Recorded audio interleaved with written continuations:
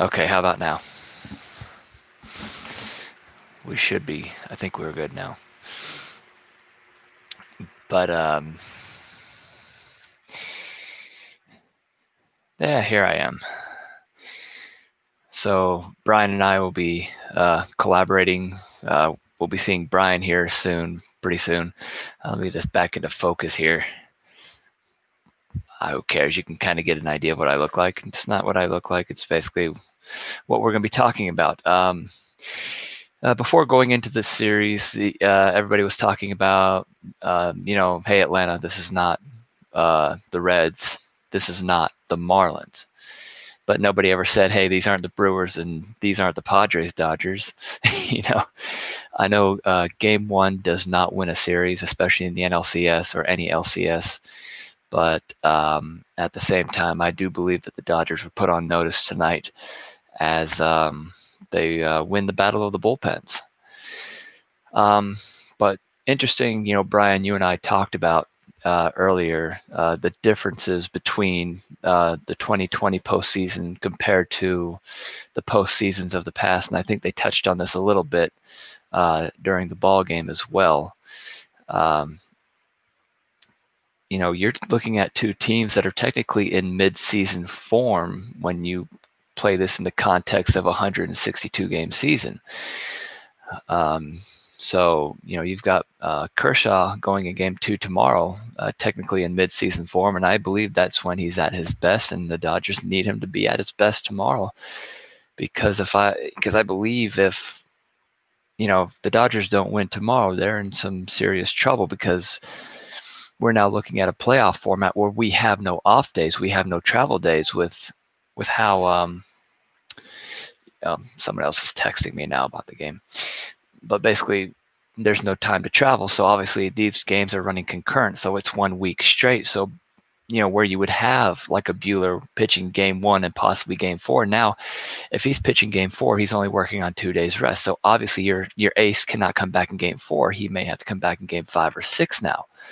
So it's just a different way to manage the series. And I really think that it was beneficial for LA to get off on the right foot in this series, especially with the way that Atlanta's been playing. I mean, their offense has been insanely hot. But I don't know if you have anything else to add on that, Brian, because I'm about to go into, first off, Duvall's injury. Sounds like it's a strained oblique. Heard it in the second inning, I do believe, on a bad swing. This is starting to annoy me. Can you see me better? Hey, there you go. I'm a lot clearer now. With Duvall going down, you have to wonder how long this injury is going to put him out for, and if it's going to put him out for an extended period of time. Do we make room on the roster for someone like Ender and Ciarte to take his place? And if we push Duvall off the playoff roster now, he will not be eligible for the World Series if Atlanta happens to make it. So a lot of, over the next 24 hours, there's going to be a lot of thought process going down on that. Unfortunately, Duvall hasn't been having a great postseason anyways. He was batting around 100. But now with Pablo Sandoval, you can be flexible with Austin Riley and put him out there and left if you have to, and get another bat in there like Sandoval. It was a great game up until the 9th inning. Well, especially if you were a Dodgers fan. I don't think Buehler was on his game tonight. Lots of control issues. He walked 5 guys, which I do believe was a career high. But as in terms of Fried, he was pretty consistent all night. The right-handed hitters were having lots of fits with him, busting that fastball inside. And naturally, he's tough on lefties as well. Made that one mistake to Hernandez that ended up tying the game. But outside of that, he was just fantastic. And we turned it over to the bullpens. I think everything was great until the 9th inning. But the one thing I do disagree with when it comes to the moves that the Dodgers make was bringing Dustin May in in middle relief. I do believe that he would be a pretty solid Game 4 starter for them.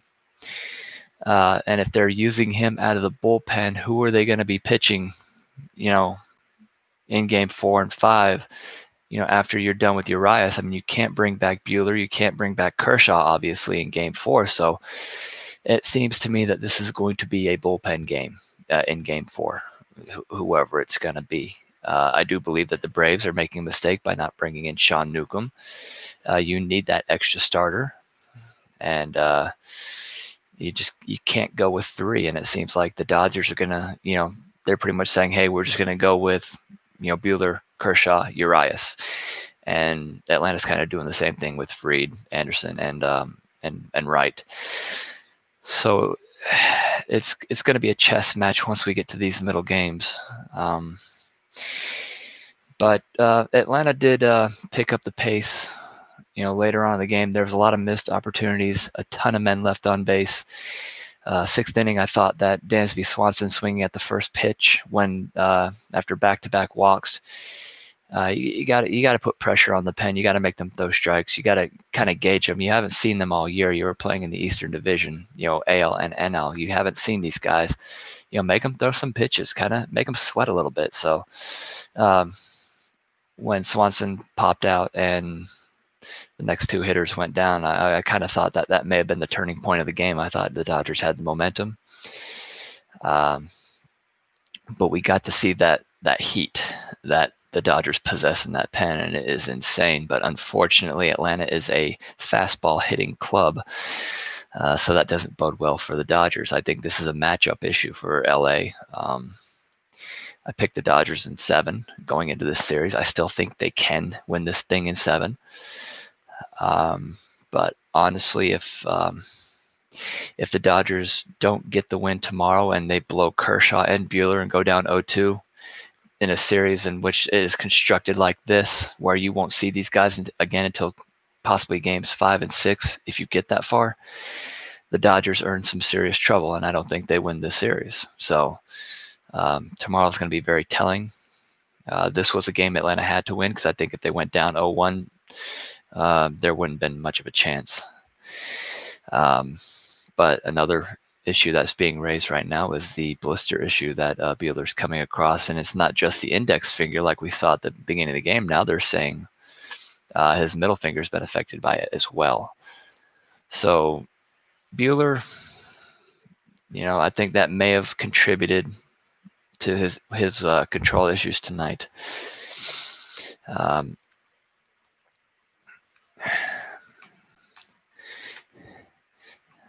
going to open the floor just for a second for you, Brian, just in case if you have anything to add to that.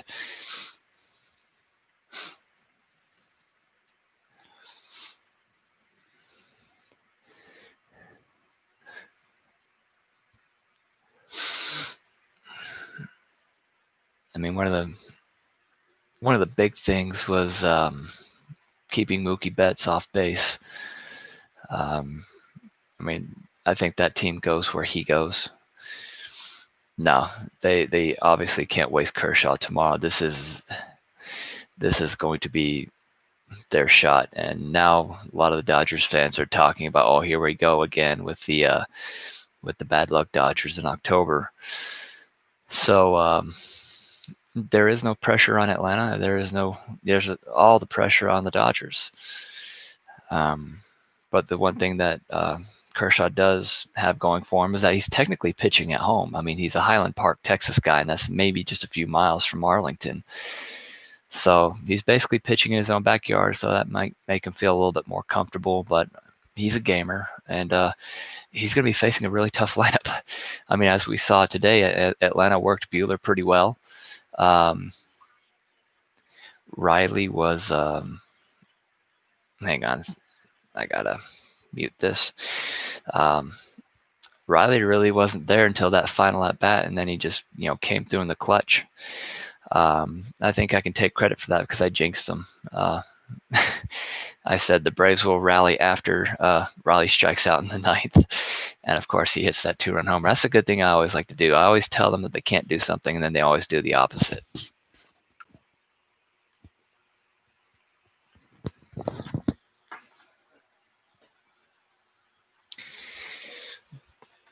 But Atlanta really had to pull through quickly when it came into the later innings because they pretty much blew their bench. The only person they had on their bench was Tyler Flowers, and you really can't burn him in case something happens to d'Arnaud. And d'Arnaud came down to earth a little bit today. I mean, he's starting to swing at the high pitches. Kershaw so who was Kershaw's catcher in high school? Wasn't it Matthew Stafford? I know Matthew Stafford went to that same school. And, of course, then he went to Georgia.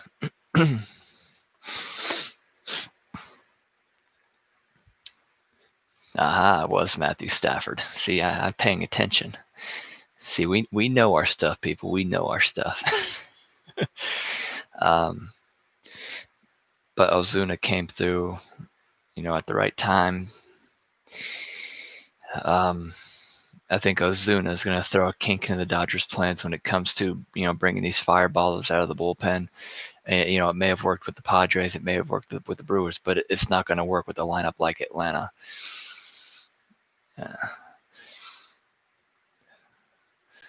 So Kershaw was the center in the high school football team, and Stafford was his catcher on the baseball team. That's pretty cool. That's pretty neat.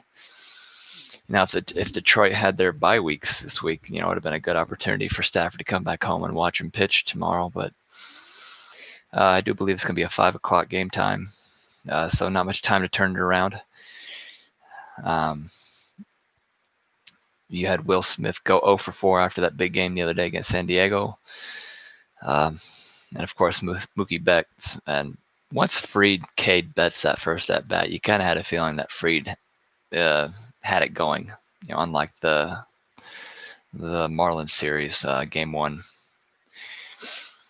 But just looking at the box score here, Betts and Bellinger combined for 0 for 8, 2 strikeouts.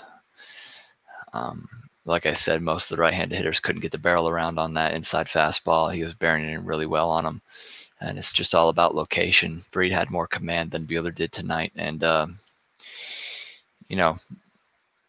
luckily for Buehler, he didn't get the loss. That gets pegged to the Dodgers bullpen, namely Treinen. I think that's how you pronounce his name. Giving up 3 runs in the 9th, and then McGee coming in afterwards, and Albies taking him deep to pretty much seal the deal. But Gratterall was great. Like John Smoltz and Joe Buck were saying, that's the easiest 100 miles an hour I've seen somebody throw. He made it look effortless. But Dustin May went almost 2 innings tonight. They definitely don't want to burn him out. They need some longevity from Kershaw tomorrow. I think if Kershaw doesn't make it past the 5th inning, I think the Dodgers bullpen is going to get burned.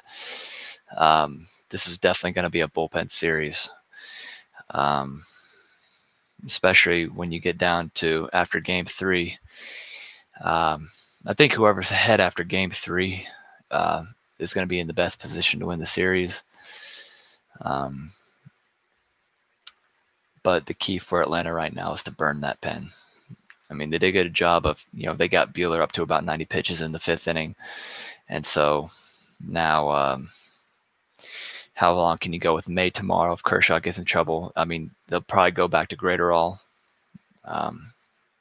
Since he really didn't throw that many pitches, I think he threw like 6 or 7 pitches tonight. So he's fresh. May threw 21 pitches.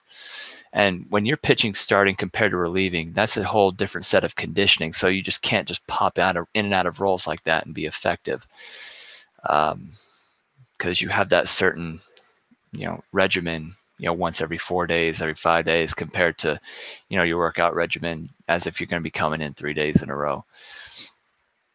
So, for the Dodgers, can't burn the bullpen, and you definitely cannot burn May.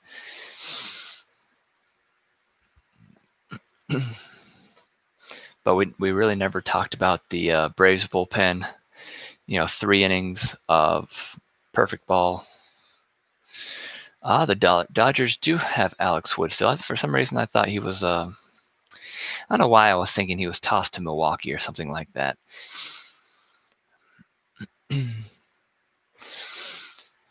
So yeah, Alex Wood, I do believe, was a Georgia guy too. I believe he was their starter for a couple of years before he, proceeded to Major League Baseball. But the Braves pen again, perfect. 2 strikeouts, 3 perfect innings, and so round 1 goes to Atlanta. But like I said, by no means is this series over. We know the Dodgers are going to be back, and I'm thinking their offense is going to be a little bit. They weren't that bad today. They did get Fried's pitch count up. The Dodgers don't chase. They will make you put it in the strike zone, and they will hit any mistake that you make, as we saw with Kike Hernandez in home run in the 6th inning. So basically, it's just about staying around the strike zone, not getting it into the fat part of the zone if you're Ian Anderson tomorrow, and see if you can match Kershaw pitch for pitch. I do believe that this advantage, that is a big difference, especially the 2018. The 2018 NLDS, when, believe it or not, Game 3, who took the loss? Walker Buehler did. So Atlanta tends to have his number in the postseason. So it just remains to be seen on how well they can handle Kershaw. So back in 2018 in the NLDS, we prayed that our starters would go 8 innings because we knew we didn't have anybody behind them. We had the decent offense, not as great as the offense that we have now. But we have never been this complete. Oh yeah, Buehler. So yeah, in terms of the arms, even without Soroka, this staff and this bullpen, from top to bottom, it's about as solid as I've seen since the mid '90s. And what was the success for the Braves in the mid '90s? It wasn't just the fact that they had the key bats like Justice, McGriff, Klesko, and the pitching obviously was good, but it was the fact that we also had a bullpen back then. We had, and believe it or not, yep, 3 runs in a 6-0 postseason start. Yeah. I thought it was 1 run they've given up. I could be wrong. But here's the thing. We have Darren O'Day in the bullpen, a nice little sidewinder. Back in '95 when Atlanta won the World Series, we did also have another sidewinder in the bullpen. Brian, do you remember who that is? Because I do. Who was our sidearm thrower?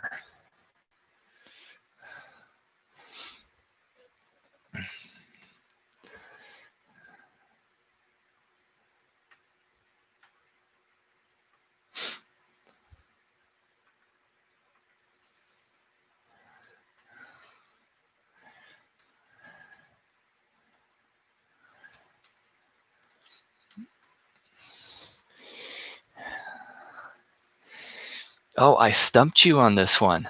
Okay, does anybody else know? Anybody else in this room?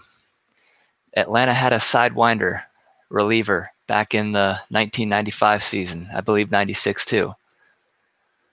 He basically scraped his knuckles on the ground, kind of like what Darren O'Day does. Just a fun little correlation. I'll give it a second. I'll get some wheels spinning. I know, Brian, try to Google it. Look up the 1995 Atlanta Braves roster and see if you can find out a name, and maybe it'll come to you. My best friend from Tampa said, she said if Atlanta makes the World Series, if it's Tampa Bay and Atlanta, she'll meet me in Dallas. Should I? I haven't seen her in a long time. I might as well.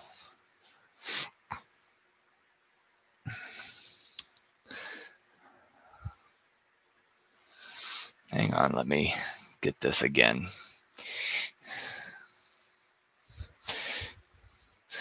I think there's just something on the lens that's kind of keeping this out of focus.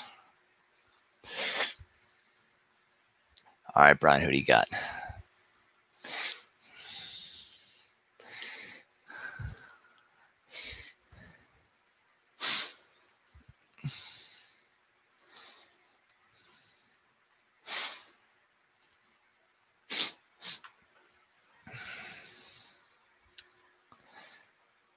I'm not seeing any answers.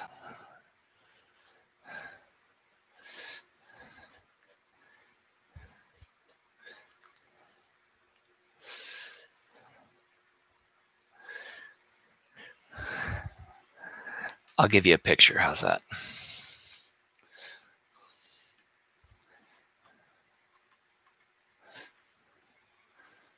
You're hunting.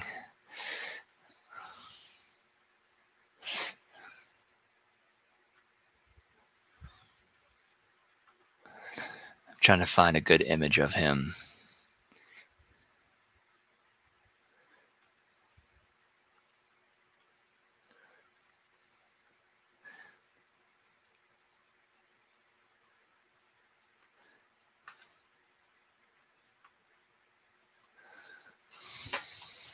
There you go, Brian. There's a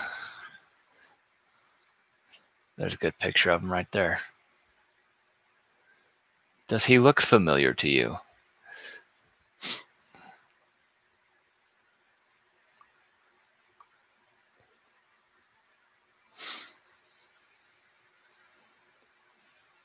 Aha.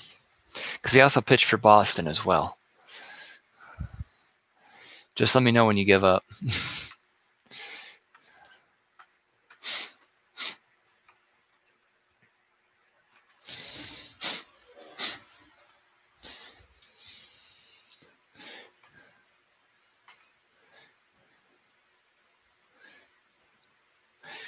It seems to me at the same time that d'Arnaud's swinging at the high pitches way too much. Ever since he hit that double off that 4 foot off the ground, that fastball he hit in Houston.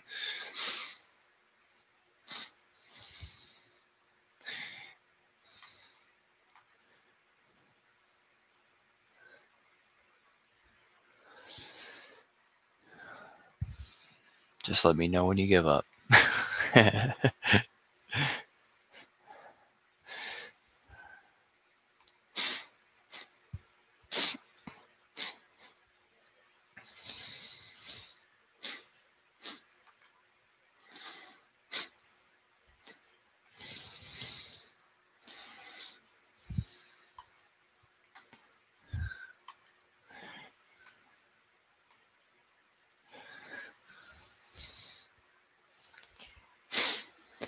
I think another thing is another difference maker in this series could be the bottom of those lineups. Obviously, I think it's the first, it's the first team to have their final 3 hitters actually pull through. I mean, you had Hernandez with the game tying home run. He's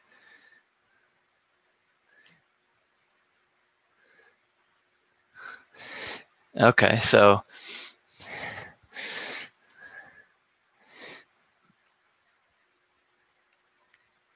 all right. So who do you think he is?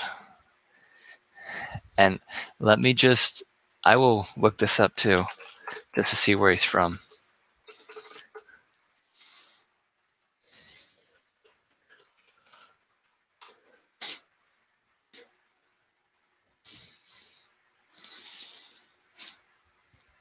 No, he was not born in Michigan. He was actually born in Virginia.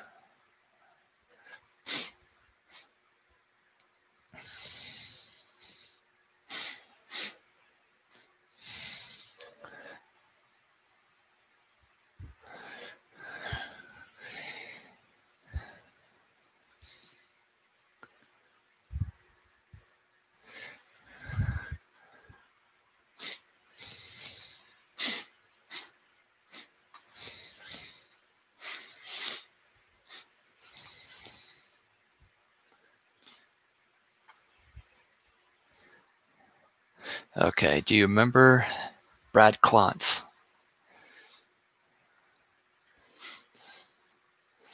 He was a good 6th, 7th inning guy who had that same motion as Darren O'Day.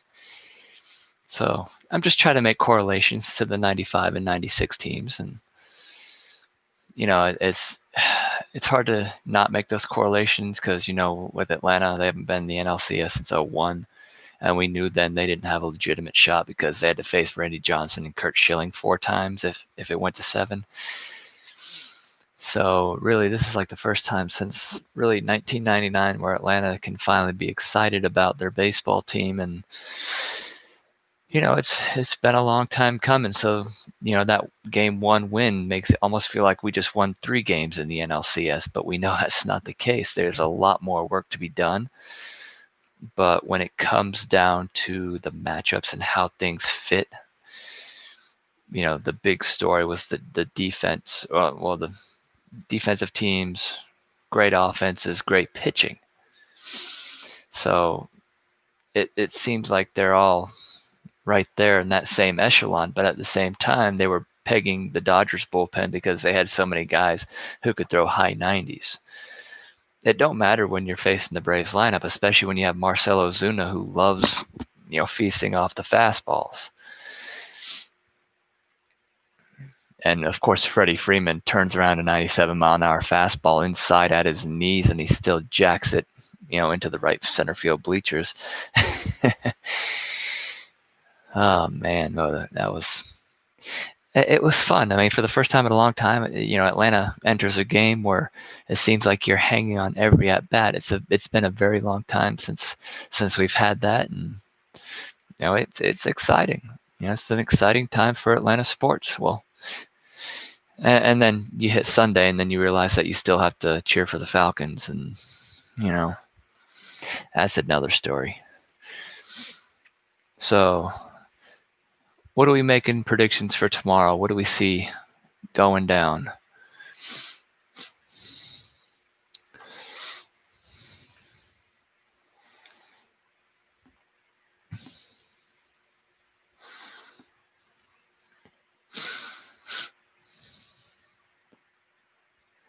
Yeah, Will Smith won. I was actually cheering on, Will Smith for Atlanta, hoping that, Snicker would let him stay out there for one more inning so he could face Will Smith of the Dodgers.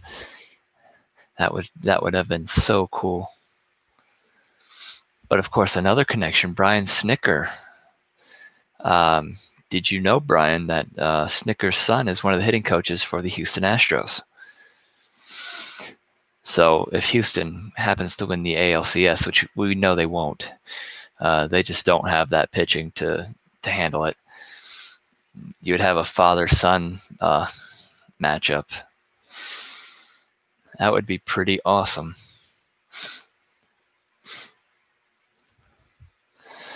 But we knew Houston's offense was going to fold against that Tampa Bay pitching.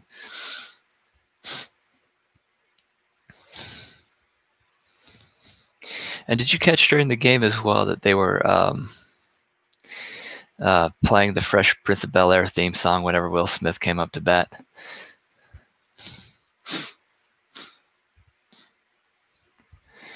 I'm just looking at the box score, trying to see if I can find anything. But I will give you a good fun fact.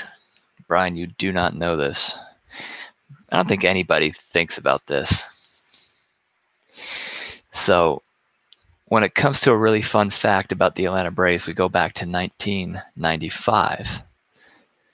The 1995 Atlanta Braves are the only team to win a World Series in which all the opponents that they defeated played for a city or a state that were represented by the same first letter of their name, which was the letter C. Colorado, Cincinnati, and Cleveland. No other team can have that distinction. No other team has ever done that before. I know, I'm a dork. I'm a nerd. Who cares?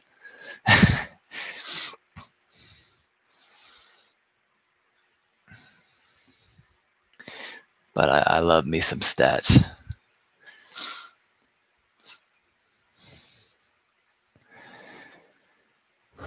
I'm just looking down the pitch counts.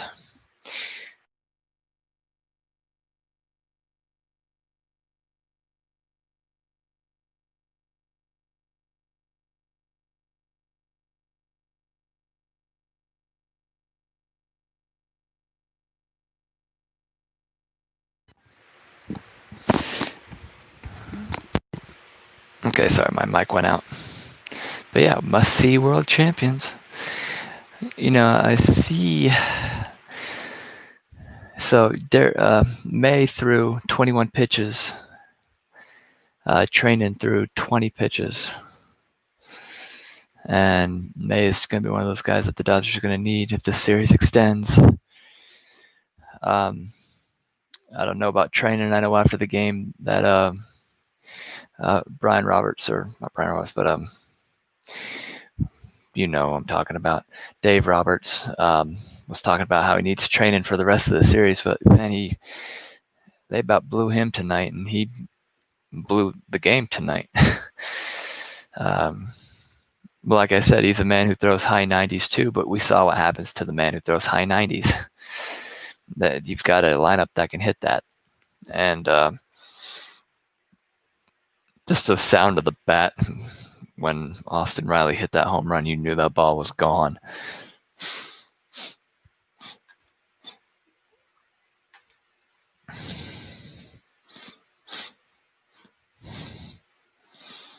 Let's see.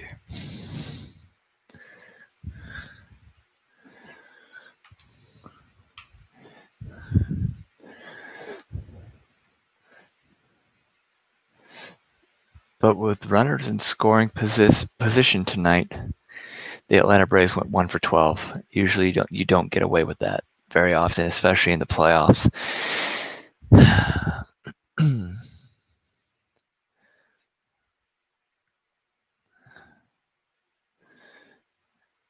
And with teams, with the Dodgers, runners in scoring position 0 for 2, so they've never really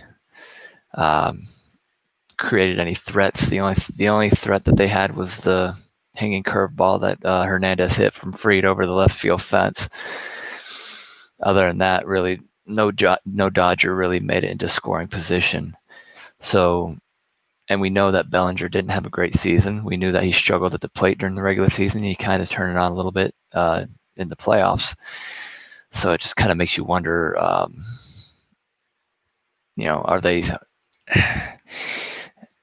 are they slumping at the wrong time?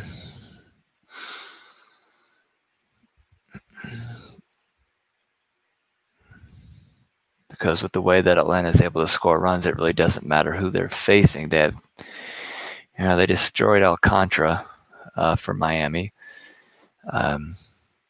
They got past Trevor Bauer. I mean, so they haven't been facing people who were slouches. So Atlanta's battle tested, and I don't think the prospects of facing Kershaw tomorrow is going to hurt them one bit.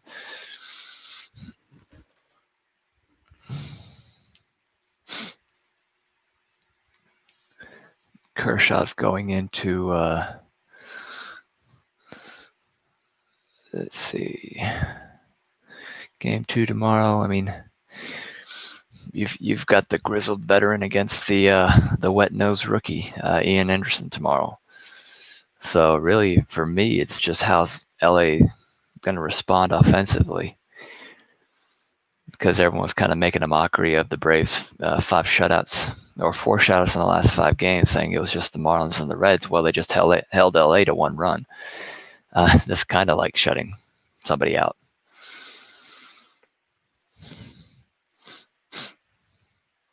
Yep, 4-run win with 10 left on base and 1 for 12 and with runners in scoring position. You don't see that every day. So Atlanta escaped. They really did. So they weren't playing their best offensively, and they still got out of there with the win because Max Fried was on top of his game. And honestly, if Ian Anderson's on top of his game tomorrow, I don't think the Dodgers are going to have a shot, because I don't see Clayton Kershaw holding this offense down. I don't see him shutting them out. He's going to give up a few runs, and LA is going to have to find a way to muster up some runs against Ian Anderson, and especially the bullpen. I mean, this is the perfect storm where Atlanta's caught fire at the right time. Now the only undefeated team in the postseason, like you have mentioned, Brian. So, and a lot of that can be attributed to the back end of the pitching staff and the bullpen.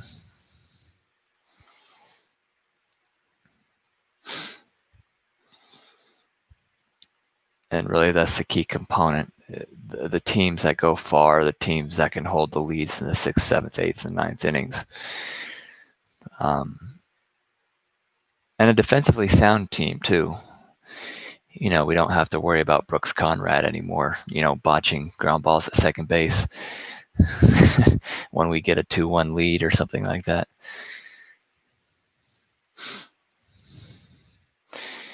But yes, exciting times for the Atlanta Braves. Exciting times indeed.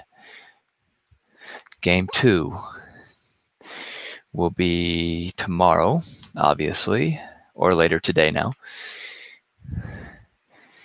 Game time will be at 6:05 Eastern, 5 o'clock Central. And believe it or not, the tickets are only $60, starting at $60 for the NLCS. I'm technically debating whether I want to go down to Dallas and partake in a few games myself. But do I want to drive 10 to 14 hours to get there? That's the question. I'm sure my brother would love to see me, but he'd probably kick me out of the house, saying that I may bring COVID in there.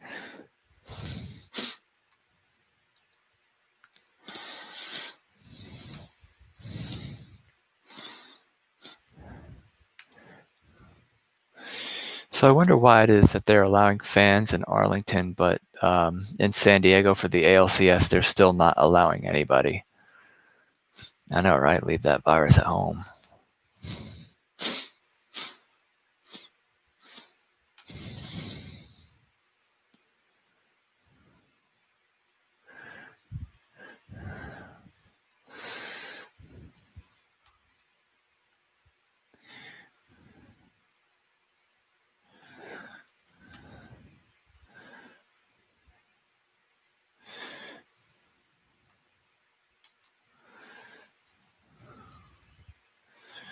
Let's see here.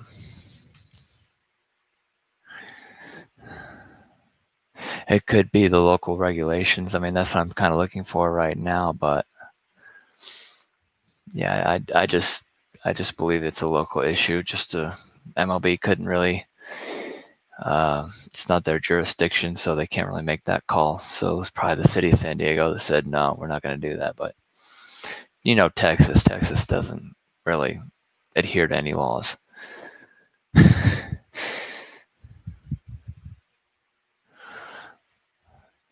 All right, Brian, is there anything you think I missed for the recap of the Braves game tonight, or have we covered it all?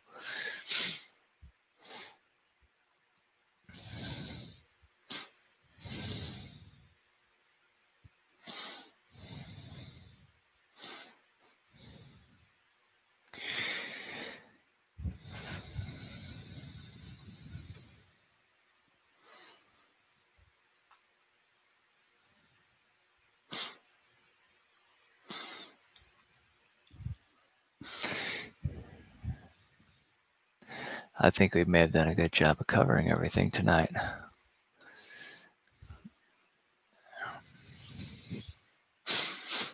Hey, go ahead and talk about them. I'm free to talk sports tonight.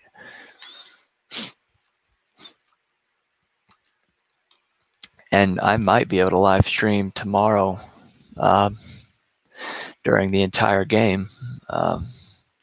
Instead of watching on the big screen up there, I may just flip this thing on live and just go to town, do play-by-play. We just can't actually broadcast the game itself on here, or else YouTube, with all their restrictions and whatnot, will take us down for copyright infringements and whatnot.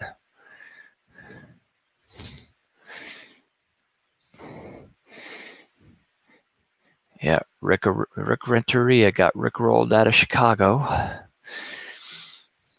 And of course, Atlanta with a major facelift.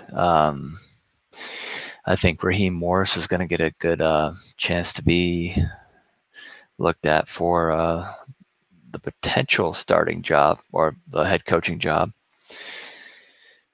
See if we can remove that interim tag, depending on how well he does in Minnesota this week.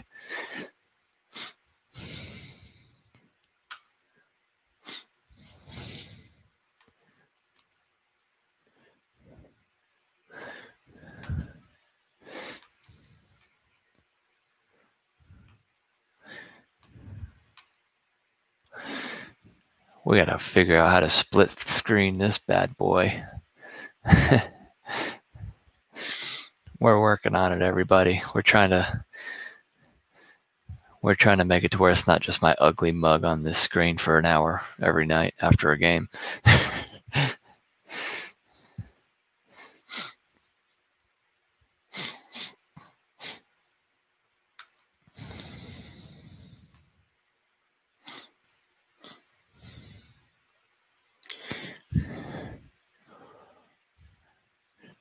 You can put your ugly mug with mine, Brian. But yeah, so much to talk about. Tomorrow, I'm pretty sure. When it comes down to the Astros and Tampa Bay Rays, I mean, there's really nothing else that needs to be said. This is going to be an open and shut series. I give it 5 games, then we're done with it.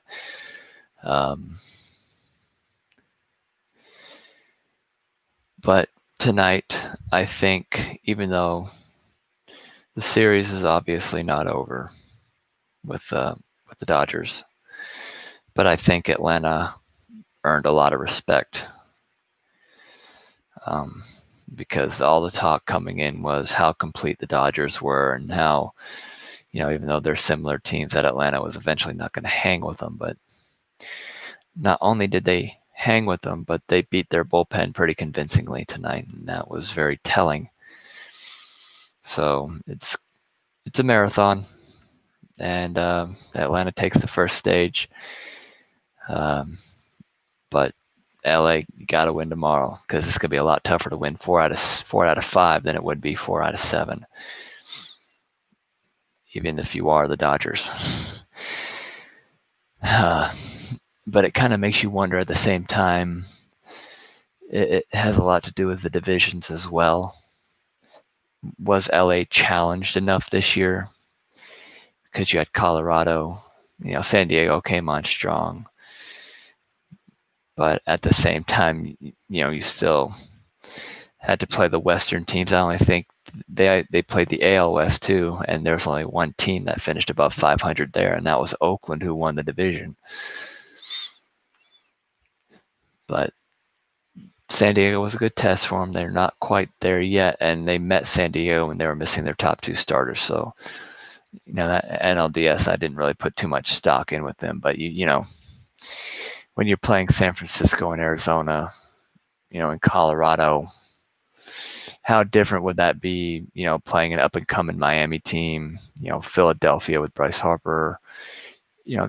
Atlanta's used to facing the tough lineups. I mean, they're pretty battle-tested with that. I think, offensively speaking, the NL East was a little bit tougher than the NL West this year. Oh, so how long is Roberts going to be sticking around if he comes up short again? Well, I think the rope's going to get shorter. I still think they'll give him another year because, look what he's done. I mean, he's pushed them further into October than some of these recent coaches like Don Mattingly has. And I think they'll give him a pass on 2017 and 2018 because both those teams have investigated for cheating.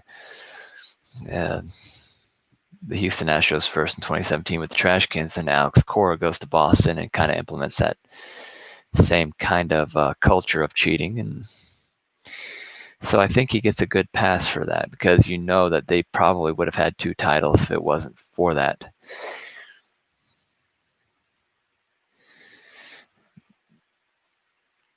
I don't think it counts much at all against him playing the Astros and the Red Sox. Yeah. Yeah, great minds do think alike. So, I think everyone will start looking at Roberts, but I don't think there's going to be any serious threat to his job in the near future. Because I think we do know that in 2017 and 2018, the LA Dodgers were more than likely the best team in baseball. You can make an argument for the Yankees because, the Astros went through them twice. So, yeah, but the Dodgers were up there. I mean, they arguably were the best team. And when they got found out, what the Astros got found out in 2019, and they told the Washington Nationals, hey, these guys are, electronically stealing signs. They went to a very complicated five sign system or 5-sequence system. And what happened in last year's World Series? Houston lost all 4 games at home. So maybe there's a little bit of something to be said about that.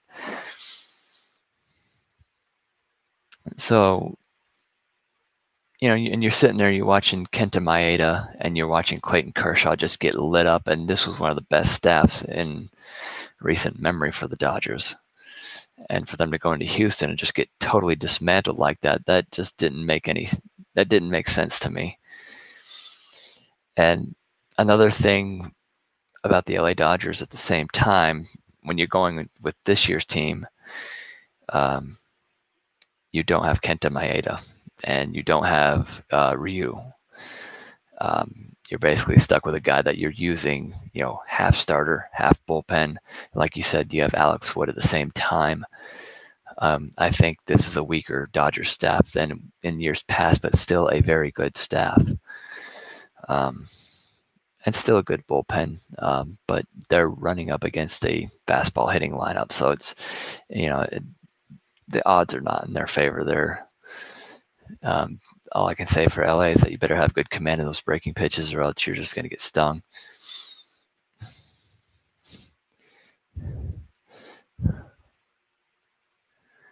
Oh, good Lord, it's 1:05 in the morning. Where is the time gone?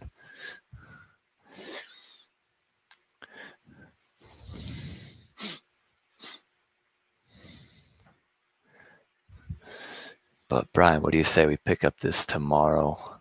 I will more than likely live stream this game tomorrow at 6 o'clock.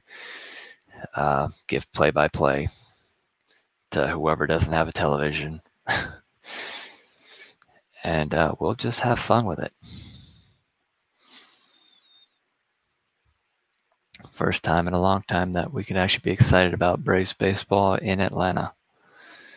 So I'm going to get off here, probably play a game or two. I probably got to get some schoolwork done at the same time. Might as well do that while I'm relaxing. But we got it covered. That's it. That's all. We'll see y'all tomorrow. Invite your friends for my god-awful play-by-play of Game 2 of the NLCS.